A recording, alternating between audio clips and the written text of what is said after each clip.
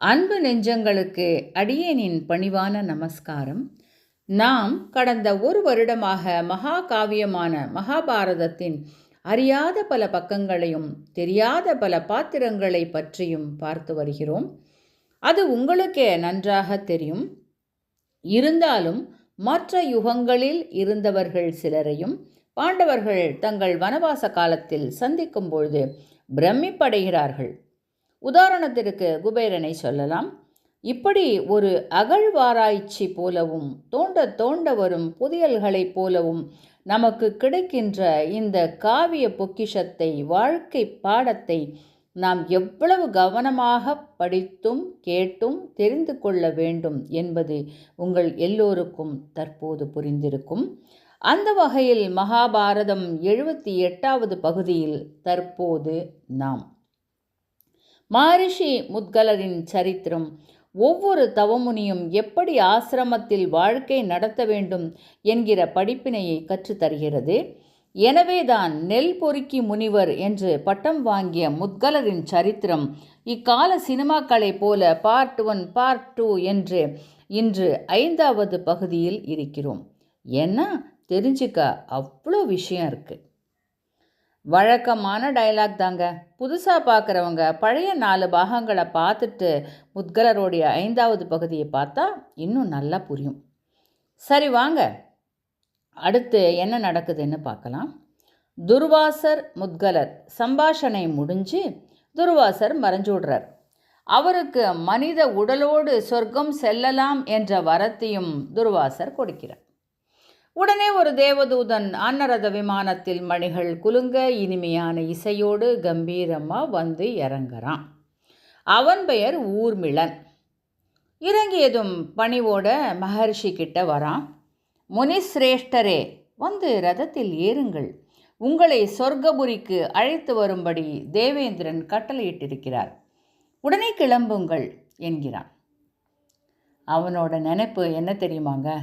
மனித உடலோடு சொர்க்கம் செல்ல ஒரு வாய்ப்பு வழங்கப்பட்டு வித்தவுட் எனி எக்ஸ்பென்சஸ் ஃப்ரீயாக அழைச்சிட்டு போனால் உடனே ஓடி வந்துடுவாங்கன்னு தான். ஆனால் பாருங்கள், நம்ம முத்கல மகரிஷி ஒரு பியூட்டிஃபுல் ஸ்மைல் பண்ணுறாரு. பிறகு அதெல்லாம் இருக்கட்டும்பா, முதல்ல நீ யார் அதை சொல்லு. மகரிஷி, என் பேர் ஊர்மிளன். சொர்க்கபுரி முழுவதுக்கும் நான் தான் சீஃப் மேனேஜர். தேவேந்திரன்ஜி தான் என்னோட தலைவன். மகிழ்ச்சி. எனக்கு சொர்க்கத்தை பற்றியெல்லாம் சிந்திக்கக்கூட நேரம் இல்லை. இந்த பொன்னான பூமியில் ஆத்ம சந்துஷ்டியோடு சந்தோஷமானதொரு வாழ்க்கையை வாழ்ந்து வருகிறேன். துர்வாசருக்கு என் மீது பிரியம் அதிகமாகிவிட்டதால் தன் தபோ சக்தியெல்லாம் திரட்டி என்னை சொர்க்கத்திற்கு அனுப்பி வைக்க ஆசைப்பட்டு நீயும் அழைத்து செல்ல வந்துவிட்டாய். ஆனாலும் சொர்க்கபுரியை பற்றிய சரியான புரிதல் இல்லாமல் நான் அங்கு வர இயலாது. எனவே please give detailed explanation of சொர்க்கபுரி என்கிறார். கேட்ட ஊர்மிளன் அப்படியே அதிர்ந்து போகிறான்.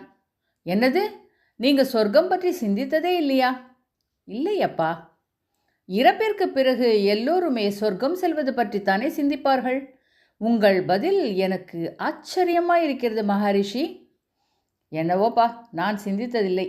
எனவே அதன் தன்மை பற்றி கொஞ்சம் எடுத்து சொல்லப்பா, பிறகு தீர்மானிக்கிறேன். அப்படியே மகரிஷி, சொர்க்கம் பற்றி நான் இப்போது சொல்லப்போவதை கவனமாக கேட்டுக்கொள்ளுங்கள். காரணம், இன்னொரு முறை நான் சொல்ல மாட்டேன், சொல்லவும் கூடாது. சரிப்பா, சொல். மகரிஷி, சொர்க்கலோகம் என்பது துன்பங்களின் நிழல் கூடப்படாத இடம். இங்கே நாத்திகர்கள், பாவம் செய்தவர்கள், நற்கர்ம பலன் இல்லாதவர்களோ நுழையவே முடியாது.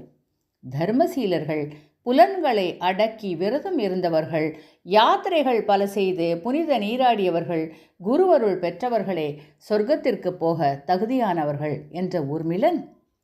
மகரிஷி, மிகவும் களைப்பாக இருக்கிறது, சிறிது ஓய்விற்கு பிறகு கண்டினியூ பண்ணுறேனே என்கிறான் ஊர்மிளன்.